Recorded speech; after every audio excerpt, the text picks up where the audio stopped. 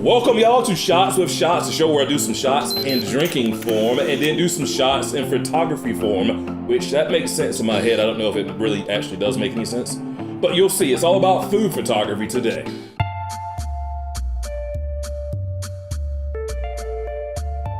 Now what I've got here is Aberlour, and this is from my good buddy Andy, who gave me this when he came to visit from the UK. See, it's already been sampled and it's got the UK marks all over it, and you're saying to yourself, but it's a scotch, a drinking malt. It's not a thing that you're supposed to take shots of. That's right, folks, I'm already blowing the premise of the show in the very first episode. However, that's where moonshine comes in at, made in the back rooms and backwoods of the Carolinas and probably in a toilet somewhere. It's legal, it's only probably 100 years old before there were laws, right? Prohibition and stuff.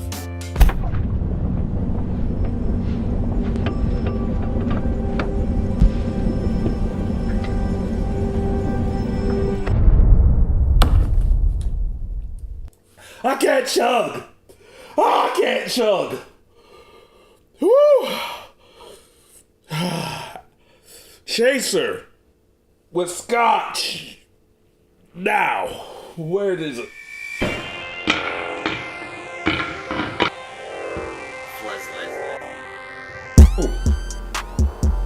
That tastes so much better. That tastes so much better. Oh, just the smells way better than moonshine. Good grief. Woo! Let's go to Lightroom and edit a shot. Here we are in Lightroom. Whatever version you got of Lightroom, use it. I've actually got the original version sitting somewhere, and for some reason I wanted to go Broken Duke Nukem to bring this intro up. First of all, white balance, let's get that correct.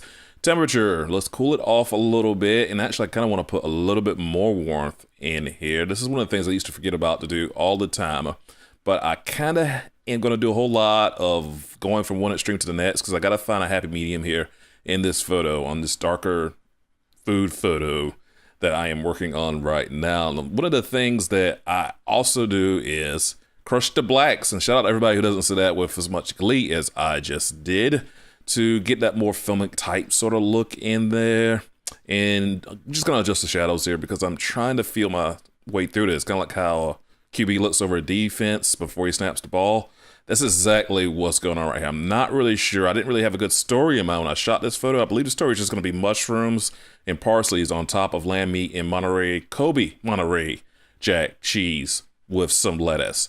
Working here with the shadows, the whites, the blacks, the vibrance is gonna get pumped up. One of the good things that I think really carries over from Lightroom to Lightroom is bumping up your vibrance and knocking down the saturation some, just a little bit. It doesn't take a whole lot. Like, I'm going crazy here because I'm trying to feel it out, like I said, which is what you do with these photos.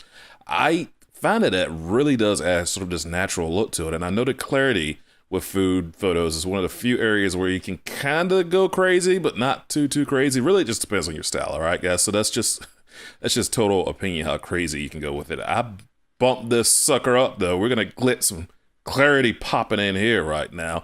This was shot on a 650D. I know a lot of you want to know about that. And for those in the States, that's just a Rebel line from Canon, a crop sensor. Please spare the hate on that. Let's get into the color. Actually, you know, that Rebel camera probably led to a whole lot of people going further in photography, and there's a few who found out it might not have been for them.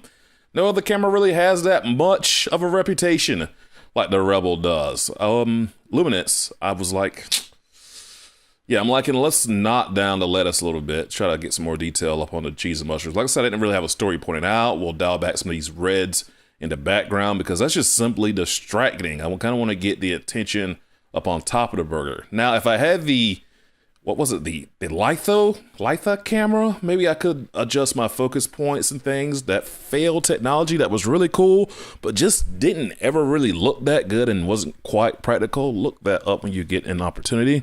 Now, using the brush tool, here is a great trick that I've recently picked up.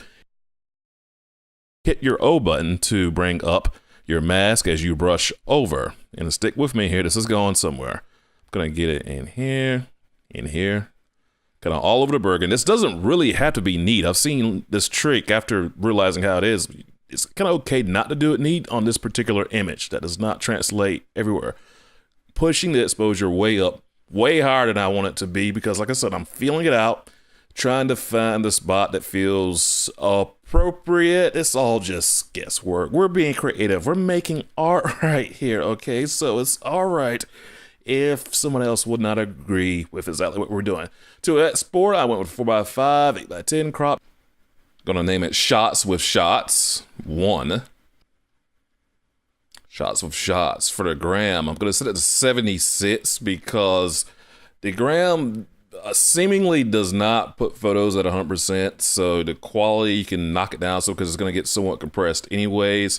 Resize to fit, I'm gonna take it to 1800. Actually, first off, what I've got to do is go with short edge and go with 1800 for trying to get the image sizing somewhat okay. The resolution is not really going to matter in the end, and just going to export this. I put a little bit of a vignette around the edges, but that's going to be our dark food photography photo. And I shot this with a lamp, and that was it at nighttime. And that does it. I'm kidding. I had some time to air out before doing this close from drinking and editing pictures. Thank you for hanging out with me. I enjoyed hanging out with you. Let's do it again sometime. Hit that like button, share if you feel so inclined, and subscribe to never miss a shot from YeagerShots.com.